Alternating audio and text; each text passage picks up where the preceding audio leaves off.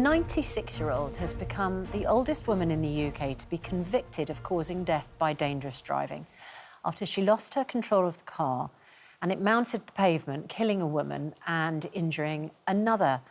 Currently, there is no upper age limit, although drivers aged over 70 must apply for a new licence every 3 years.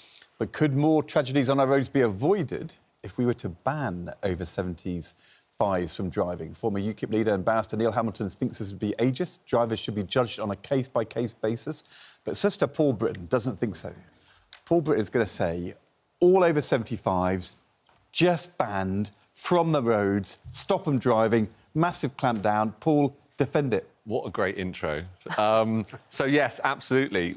I mean, the story that's in the paper today is, you know, is a story that represents how dangerous older drivers are on the roads. Look, someone has died. In life, you only die once. It's the end of it. I know we're going to hear arguments. Hang on, sorry, people die every day on the roads caused by drivers who are 75, 35 and 18. Well, let's look at that then. So if we're talking about the data, the statistics, once you get to 80, there's roughly 10,000 incidents every year. 2020 was the last data that we have, but it has got worse each year in years before that. We're looking at around 10,000 incidents. We're looking at 200 deaths. We're looking at 2,000 killed or seriously injured. How many people have to die? How many people have to be seriously injured until we say, right, enough is enough? I'm not sure that those statistics actually add up, because if you have a look at data from the Department of Transport, it says that if you look at the casualty rate amongst drivers, which is the data that they collect, 122 drivers over the age of 70 killed, 118 drivers under the age of 30 were killed. I mean, it's every single one a tragedy. Well, actually, but it's pretty much mad. That actually compounds the issue even more, because you're talking about drivers who had died. I'm talking about victims of the driver. And if you look at that data, I mean, if you add it to that, it's actually a worse picture than what I'm painting today. Are you saying that the over 75s are more likely to cause harm to themselves or to others than drivers under 21? Yeah, they are actually. And actually, if you take the categories that come before 75 and above, if you take the 6 age categories before that, add them all together, the over 75s are still worse and account for more casualties than all 6 of those categories put together. If we look at 17-year-olds, yes, they do have accidents, but the curve comes down and down and down as they get older. What we see, what happens when they get to... And actually, it comes down quite steadily. When we get to 75 and above, it shoots up like this. What we find is that a lot, particularly women, actually, give up their licence. It dawns on them that, actually, they're not safe on the roads anymore. We are seeing almost double the amount of men retaining their licences and actually causing more of these casualties, more of these collisions than their women counterparts. I don't have that data, but what I do have from the RAC Foundation is that number of drivers involved in collisions decreases with age from 30 onwards. Yes, and there's like a Goldilocks zone, which is between 50 and 75, where it's at an all-time low. We're talking like 200s. But as soon as you get to 75, it shoots up to above 2,000. Well, so, Neil, sorry to ask, how old are you? Well, I am 75 years old. Right, so he's targeting me. According to Paul, you've got a whole lot more dangerous on the road. Well, I've been driving since 1966, 17 years before Paul was born. I've never had an accident. And I think I'm just as good a driver today as I certainly was when I was 17. I was a boy racer at 17. But today, much more experienced, much more mature, much more controlled. And I think I'm a much better driver, although there's much more traffic on the roads today than there was then. The trouble is, as people look at this story of a 96-year-old who lost control of the car, it mounts a pavement and it devastates the lives of 2 individuals. One is dead and another is injured. And has, I mean, the poor woman is injured, has got this lingering sense of survivor's guilt as well. She's obviously just, you know, it's devastating for everyone. And the person responsible's life and family devastated as well. But people instinctively go, why is someone driving at 96? Because we all know, even without the statistics, we all know as we get older, our eyesight is affected, our mobility is affected, and our reaction time is affected. Yeah, well, obviously, physical deterioration is an important issue here, but I don't think we should damn entire age groups on the example of one specific case. You might as well say the same thing about 17-year-olds, for example, totally inexperienced on the roads, testosterone being pumped through their body. 75% of accidents amongst 17 to 24-year-olds are caused by young males. The statistics, I think, are quite unambiguous. For example, 16 to 18-year-olds are 4% of drivers. They cause 9% of all crashes. 65 to 74-year-olds, 13% of all drivers. They cause 7% of all crashes. So the statistics show that older drivers generally are better drivers than younger drivers. But the 17-year-olds have just taken a test. And if you get to 70, 75, 80, your test was many decades before, and accepting, as you're saying, that everybody's different.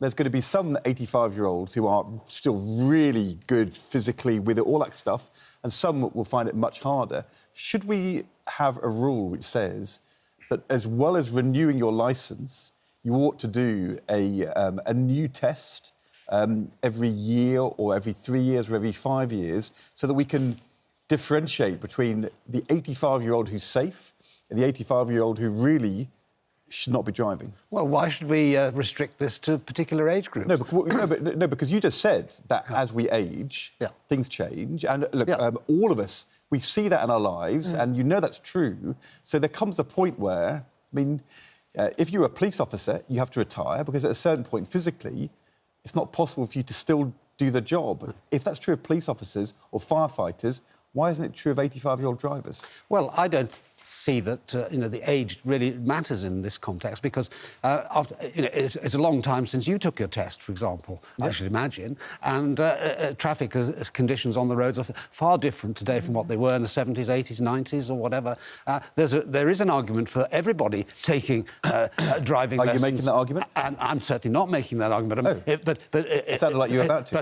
But to counter the argument with which I'm faced, there are other road safety arguments for people having regular tests. But that's not the case because Ed actually falls into a category where incidents are at an all-time low. So he certainly shouldn't have to. Well, the roads are much safer today because cars are safer to drive. And there are fewer accidents. No, I disagree that roads are safer today. There are more signs on the roads today than any other time in history. There are more traffic lights, roundabouts, motorists of all age groups. And actually, cyclists, exactly. Actually, that's really important because the casualties, when we talk about collisions, we're not talking about vans, cars and buses. Actually, they account for very few collisions. What we're talking about is the most vulnerable. We're talking about pedestrians who don't live in a box that can protect them from the crash. We're talking about cyclists. We're talking about motorbikes.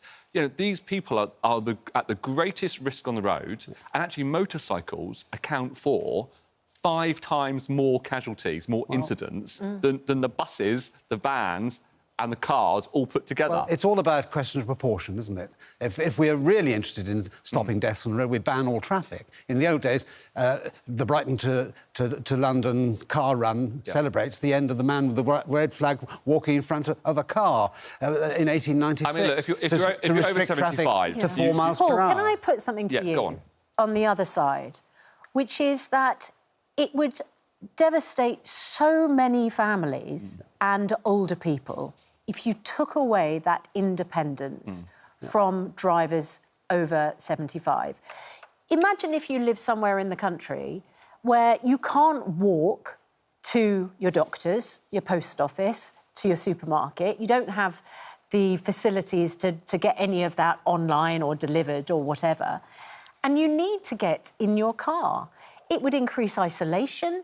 It would damage the lives of so many people. It would mean lots of older people would not be able to see their loved ones. You're going to punish so many more people than you're going to help. There's a lot in there, but the first thing that comes to mind is at least you'll be alive. Because when people get hit by these drivers that shouldn't be on the road, you know, they're dead. That's it. It's over. What we have to do... That's such a blunt instrument, though, because the fact of the matter is people die from loneliness. Well, OK, look, let me deal with the other issues. So what we need to do as a civilised society and actually as an intelligent race is we have to plan for our old age. We have to choose where we are going to live. We have to look towards government and local authorities and say, what are the bus routes? Are there shuttle services? How are we going to be mobile in old age? How are we going to fund that? If you can afford to fund it, running a car is not cheap. Buying a car is not cheap. Insuring it, fueling it. Moving a house is not cheap either. Even if you don't get your fervent and burning ambition just to ban it, right? Even if you don't get that, the right thing to do would be to say at a certain age you have to have a new test and do it every 5 years. Yes, but more than what we did when we were 17. Right. Something more enhanced to test reactions, cognitive ability, what I think is justifiable is as you get really old, we're talking about a 96-year-old in this particular instance, maybe you should have your doctor to certify that you're medically fit to drive, your eyesight, reactions and so on, that sort of thing. I can hear the doctor shouting at the screen right now. They charge a lot of money for it. But a blanket ban on people on grounds of age seems to me fundamentally wrong. I live in the country, 7 miles from the railway station, where the train brought me to the studio this morning. That's your choice. I can't walk 7 miles. Well, I could, I suppose, but it might take me 24 hours to get to the station if I depended on Shanks's pony. And there are tens of millions of people in this country who live in the countryside. Where there are no buses, there are no trains. Well, that is an issue that we have to look at. What is interesting is our poll, which we had on screen just then, it's just gone down, showed a rather... We can bring it back. We can. A rather surprisingly large number of people in favour of this all-out ban. I think it was about 30... Yeah, a third of you say you should have a licence to... should a licence to drive stop at 75? Right. So basically, a third of you want people to stop driving. That is striking to me. I think it would be lower than that. Right. I think we should campaign for a compulsory retest. Well, I'm not going to join you on that. No. And bus routes and shuttle services. And, rather than giving parents childcare vouchers, give elderly people vouchers where they can get to the supermarket. Interesting. Keep your thoughts coming in. Neil, thank you very much indeed. Paul, thank you very much. I thought for a second, Neil, that would be the first time you and I... we almost agreed. Almost. Oh, well, next time.